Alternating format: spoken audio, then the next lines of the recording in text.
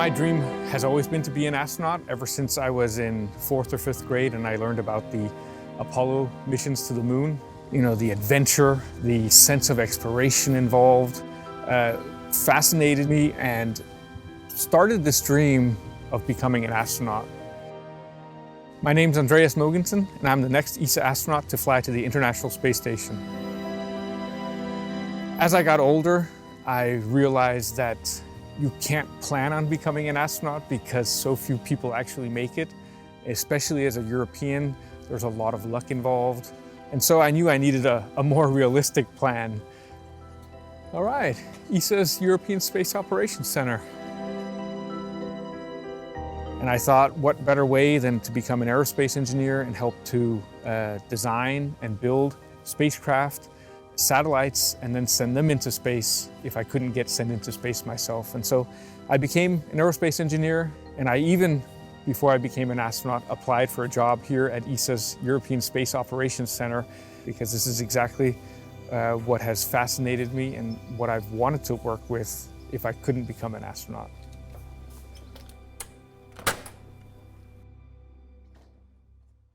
Hey Bruno. Hey Andy. How are you?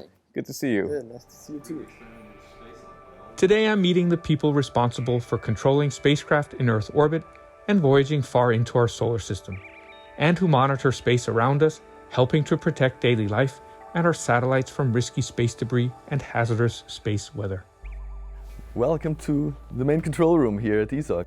Thank you. It looks an awful lot like the ISS control room where I work as capcom, but there's a lot less people here. Yeah, well, at the moment there's nothing big going on, but this is the room that we use for all the critical phases of our missions. So every time we launch a satellite, every time we arrive at a planet, or every time we land somewhere, this is where the core teams get together. And not only on that day when the critical phase takes place, but months before, we're already in this room training for that day. So a bit like you do when you're going on a mission next. First we go through how would it be if everything went just fine, so that we are used to this timeline of events, what's going to happen when and what to expect. And then he will start injecting failures into the simulator. You go through this routine as well. It's very similar to what we do, that's right. And it's interesting because a lot of people think that we are just very good at solving problems on the fly, but the truth is we prepare for every possible scenario that we can imagine, so that in case something happens, you know, we've done it before, so that nothing surprises us in real time. Absolutely, it's exactly like this. This is an historical place. You see here, since 1968, this is 54 years of history. It's 1968 all the way to Sentinel-6, which was launched in 2020. So there's a lot of history that was taking place in this room. A lot of expectations, a lot of happy moments, some sad moments as well. People who invested a lot of work, a lot of years of dedication, and then suddenly they are here waiting for the satellite to come off the rocket and take control, and on the screen and they see a disaster, because yeah, it's part of this business that sometimes that's why they say it's rocket science, because it actually is hard sometimes. But it's still exciting every time you reach a new planet. And the first time you see a picture from Mercury, which we had recently with Bepi Colombo, it just flew by Mercury. And I'm going to tell you a secret. Just a few weeks ago, we were actually on a crash course with Mercury. Oh, really? Yes. Had we done nothing, the satellite would have crashed. But our flight dynamics, they spotted this well in advance, of course, and prepared maneuvers. And actually, we've passed just a few hundred meters from the point where we had to be to get the best from the planet towards our final destination, which is to come back to Mercury and eventually come into orbit. Well, thank you so much, Bruno. It's been a pleasure. Well, it's been a pleasure, and I wish you all the best in your next flight. Thanks, and I'll see you next time. See you next time.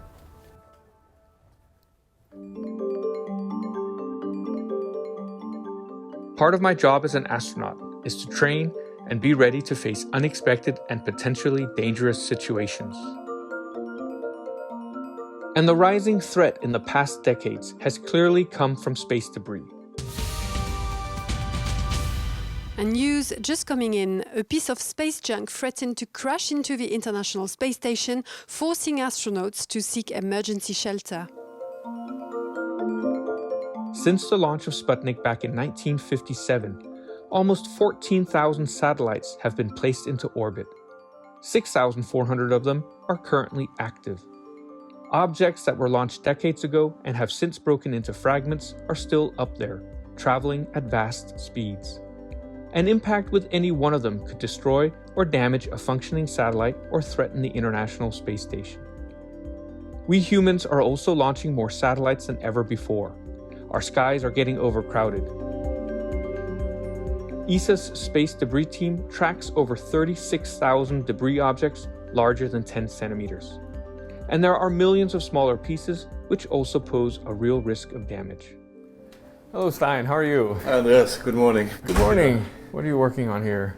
Well, I'm laying out the overview of various type of small pieces of space debris. If you can have a look at, for example, this sample here, these are the solar cells of the Hubble Space Telescope, where you, on this small piece, which was in orbit for just a couple of years, you can count the impacts due to space debris, and of course they degrade the performance of the solar cells.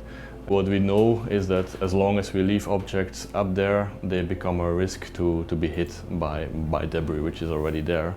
And the real problem with this is that it's actually an exponential effect. So one piece of debris, I can, for example, take like a exemplary 1 centimeter ball of aluminium. And this is enough to take out a spacecraft, and this will create thousands of new pieces of debris, which in turn are a risk to what is already flying around there. Yeah, it has it has an impact even on the lives of us astronauts on board the space station.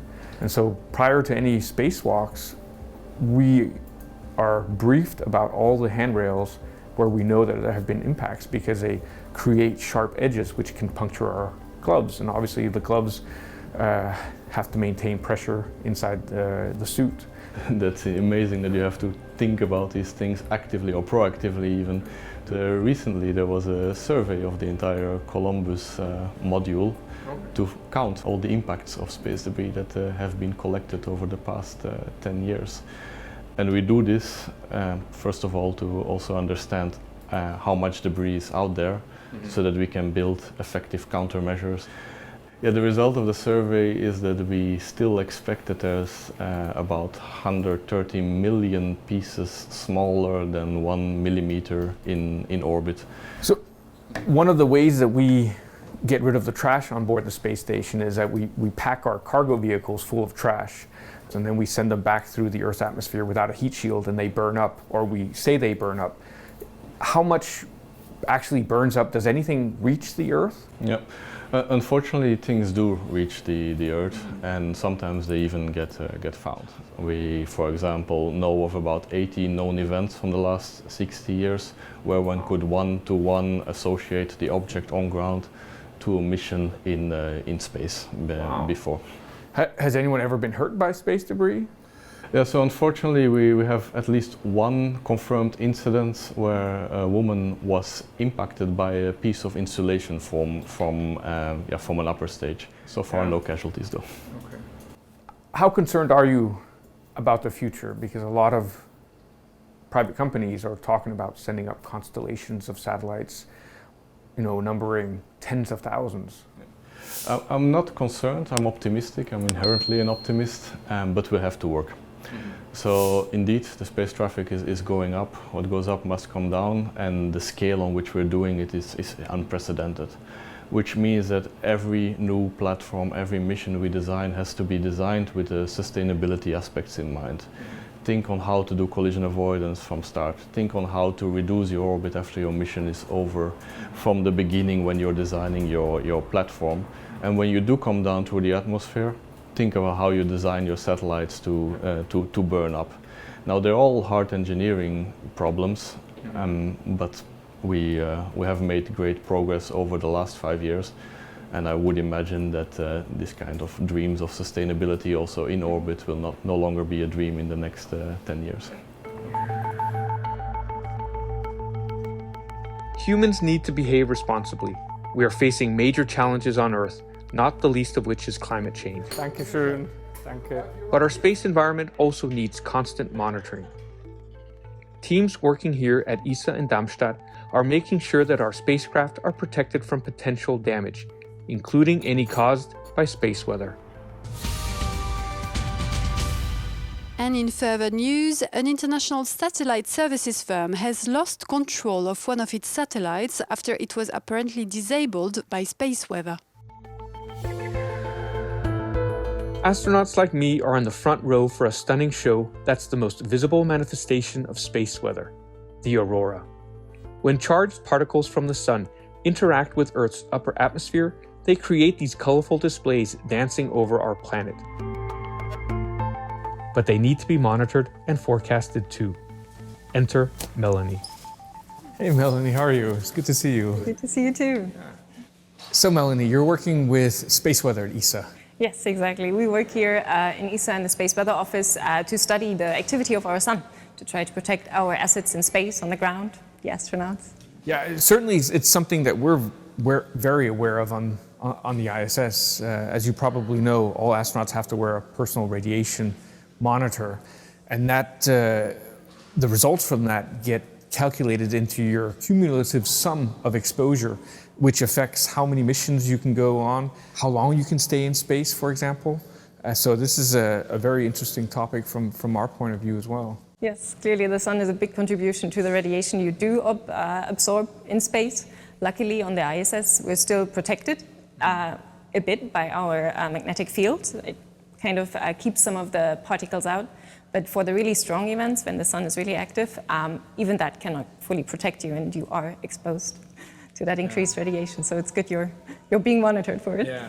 I think I was told that my 10 days in space in 2015, during those 10 days, I received the same radiation dose as I would during a full year on Earth.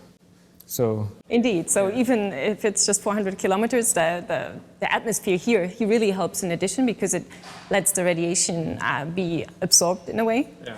But if you go to the moon or even further eventually, you leave our protective area and indeed you're much more exposed to the radiation out there. So it's really more critical to know what the activity is. If there's a solar particle event coming, you really want to know so that you can go into extra protected and shielded areas. I mean, that's obviously the biological effects, but we're also interested in space weather and its effects on satellites. Yes, clearly. In the same way the radiation can damage our cells in the human, it can damage electronics on our satellites in space. It can lead to charging and the discharging then damages it. But it goes all the way from the satellites that we use to our ground systems. Really strong solar activity, solar storms can even lead to we call them ground level enhancements, so more radiation on the ground, but in particular, the magnetic field gets affected, and that induces currents into large grids, like electricity grids. They can then fail, and we might be left without electricity, of course.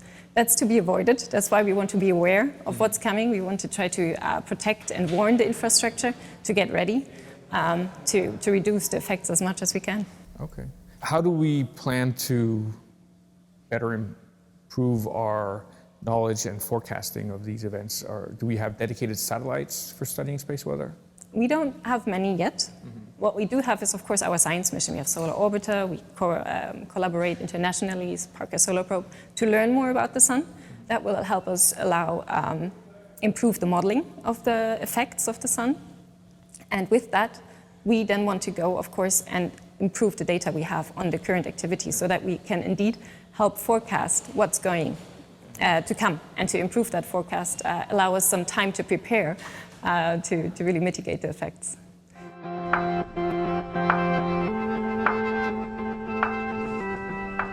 And to finish my time here, I'm meeting the navigators, the people who track and calculate the trajectories of spacecraft, both in orbit about the Earth and those exploring very distant planets. Hi, Julia. Hi, Andreas. How are you? Good, thank you. How are you? Good. Have a seat. Thanks. What are you working on? I'm preparing the next solar orbiter flyby. Exciting. That's in your job as a flight dynamics engineer here at ESA? Right. In flight dynamics, we deal with the dynamics of the spacecraft. And dynamics, reminds you of things that move. And a spacecraft can move in many ways. So it can move as a whole in space, change its position and its speed, but it can also change its orientation in space. And then on top of that, you have many moving parts on a spacecraft, right? You have the solar panels that change their position, you have an antenna that has to move. So there are a lot of dynamics, and we're the people who determine these dynamics, we predict them, and we also compute what we need them to be. And then we give the flight control team the numbers that they have to put in the commands to send to the spacecraft. A little bit more complicated than on the ISS, since the ISS is just orbiting the Earth. But we do actually have a quite serious failure scenario that we call loss of attitude control. Yeah. Because then the International Space Station starts tumbling. Right. We lose our communication with the Earth because that depends on an antenna, which of course has to point in the right direction. More importantly, the thermal radiators are no longer pointing in the right direction. So we have actually quite a high risk of either overheating or freezing. Not an emergency case, but a failure case that we spend a lot of time dealing with. Yeah. Absolutely, no, I mean, this is one of the most serious contingencies I think that you can think of. Okay, so I'm also planning ahead right now to make sure serious contingencies don't happen. Solar Orbiter is going to do its next flyby, and the closer we come to the flyby, the less we want to touch the spacecraft. Because I'm sure you'll agree, a spacecraft that's left alone is the safest. But we nevertheless have to make sure that it does the flyby exactly how we want it to be. So it has to be on target. But how well do you know the position of the spacecraft, right? Because there's this little spacecraft that's flying. How far away from I mean, when it's furthest away from the Earth, it's, I mean, several million kilometers away. Yeah. How do you know the position so precisely?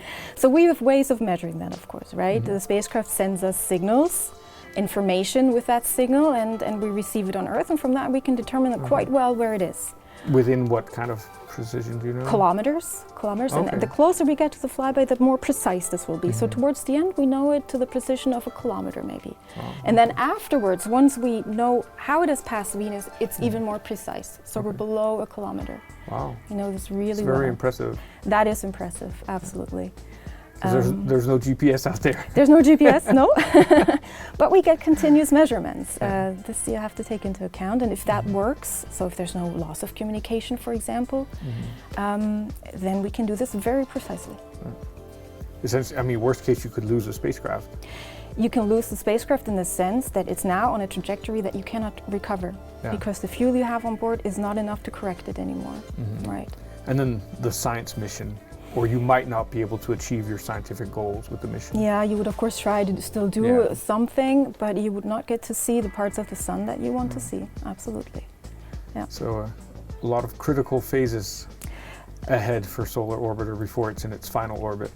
Right. Well, we're in the lucky situation that we can already do science, so we're already so close to the sun that we have normal science going on, but we're not done. Yeah. And we would still lose important aspects of the mission if we did not do this correctly. A lot of pressure on your shoulders. It's accumulating. Yeah. Right now I'm still calm, but a flyby is a special moment for all of us. It's exciting, absolutely. Yeah. Well, thank you so much, Julia. It's been a pleasure talking with you. I think it's fascinating what you do in flight dynamics. Thank you. It was great to have you here.